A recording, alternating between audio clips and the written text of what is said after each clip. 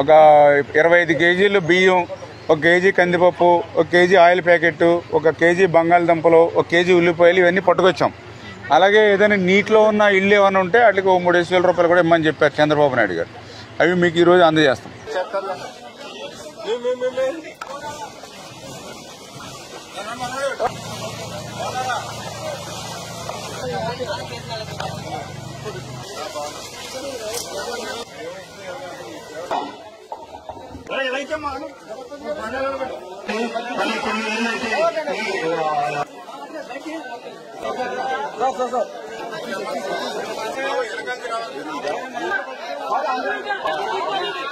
ఈ వీడియో కానీ మీకు నచ్చినట్లయితే లైక్, కామెంట్, షేర్ చేయండి. మరిన్ని అప్డేట్స్ కోసం సబ్స్క్రైబ్ చేయండి.